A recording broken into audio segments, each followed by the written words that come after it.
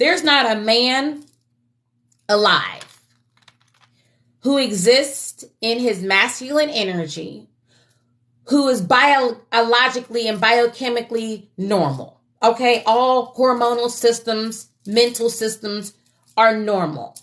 Who can resist a woman who is in her feminine energy?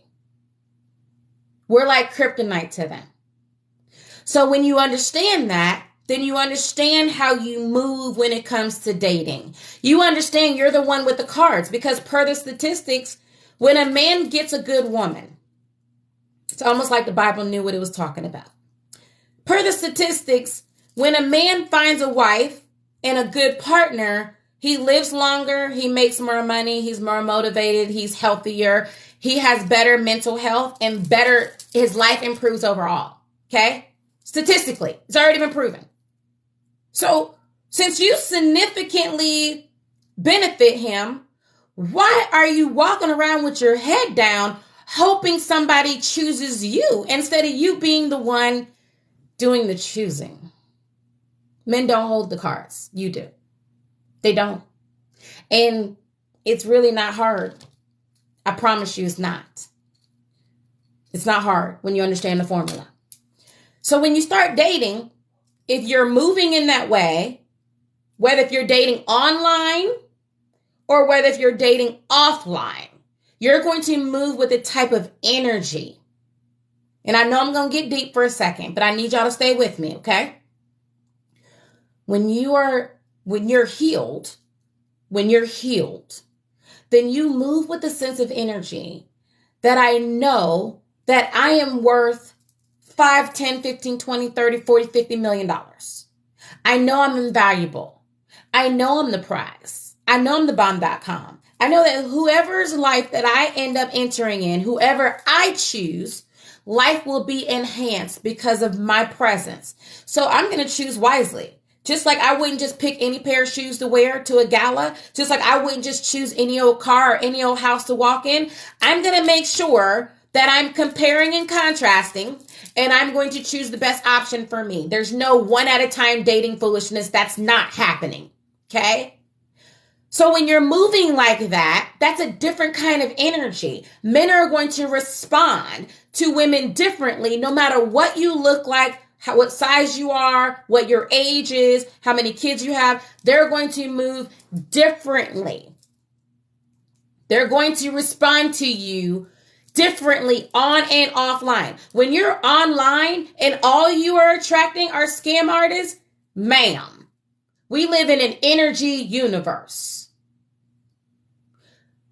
What are you scamming yourself about? Yourself. You talking about people scamming you? You talking about people being low life? How low do you think about you? How often do you lie to yourself, telling yourself that you're not good enough, that you need to earn a man, that you need to prove that you're worthy, you need to show what you're bringing to the table? Anyways, I've digressed. So when you move with this kind of energy, you will become a magnet to better quality men. That's the first thing. The second thing is when you're online, baby, you have to know what it is that you're doing. If you think you can go online, post your picture, add some words, and then start liking some people's profiles, then you are sadly mistaken. You will hurt yourself. You will end up frustrated. You will end up disappointed. You will attract the wrong man. You will get hurt, especially when you don't even know how to vet online.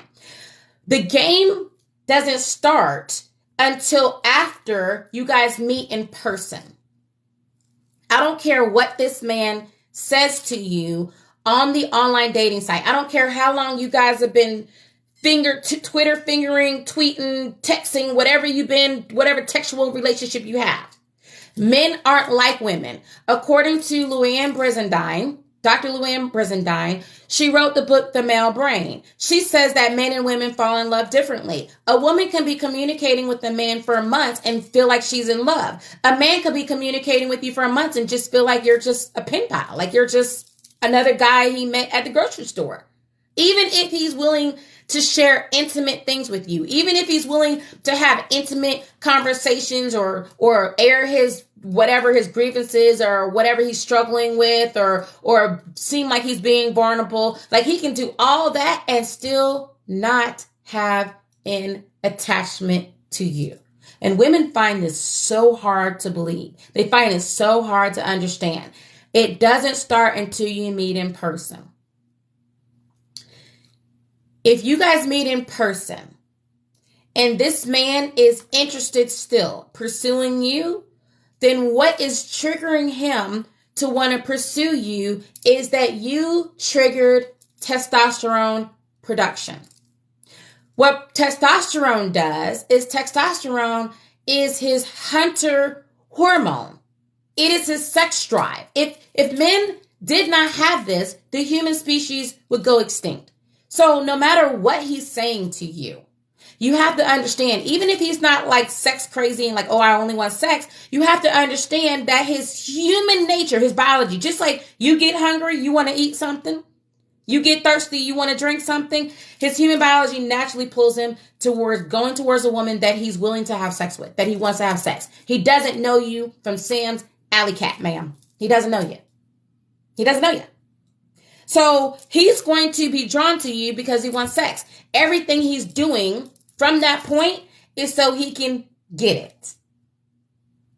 It's such a hard pill for women to swallow. Ma'am, he wants your granola bar, your Hot Pocket, your Juicy Fruit, ma'am. Your lemon drop is what he wants. That's what he wants, ma'am. If you can set your mind to understand that, then you won't take anything personally. You won't take it personally.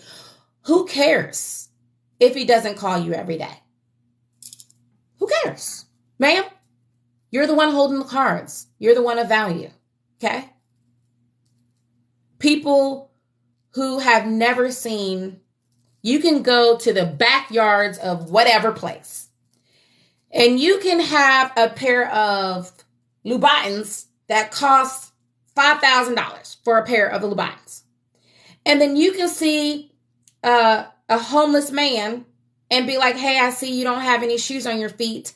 Take these shoes. If you expect for him to treat these shoes like they're Louboutins, it's not going to happen, ma'am. Not going to happen. They are going to get torn up. All right? And if you get your feelings hurt because he's not treating your daggone shoes, your $5,000 pair of shoes, the way they're valued, then you set yourself up for failure, ma'am. He'd never seen them shoes. He never wore any shoes that was worth more than $10. How is he going to be able to value your $5,000 pair of shoes? And the shoes are still worth $5,000. It doesn't mean that it's worth any less because the homeless man didn't know how to value it. It's interesting to me how we as women, when a man doesn't treat us right, we're like, well, what's wrong with me, ma'am? What's wrong with you is you're wearing the wrong dang on glasses is what's wrong. That's what's wrong. You're putting on your friend's glasses. You're putting on your trauma glasses. You're putting on your insecurity glasses. That's what's wrong. That's what's wrong. Because if you're wearing the real glasses, when a man walks away, then you realize that not everybody will be able to afford you. You realize that there's people that walk into the Chanel store all the time, window shopping, and they will pick up a bag and they will love the hell out the bag.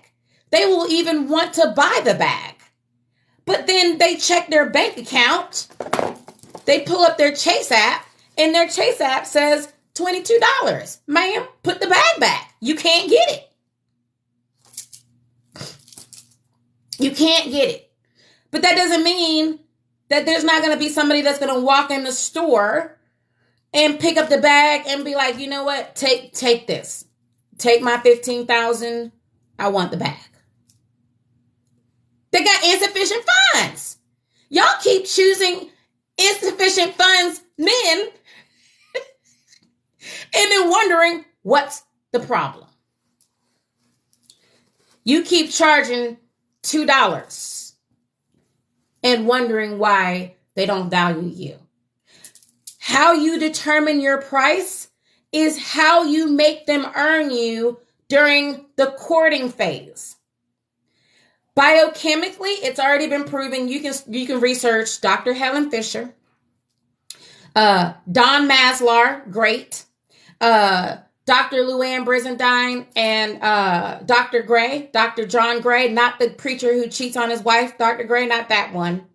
Don't get me started on him, the other one, okay? You can research their work if you want to. I'm talking biochemical.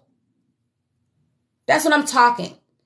You train him and you set yourself up for success during the courting phase. Because in the courting phase, as he's falling for you, ma'am, biochemically, there's something happening in the body, okay? The hypothalamus is releasing hormones. The brain is reacting. The body is reacting. And so that means that his body is producing hormones that shows you that he's falling for you.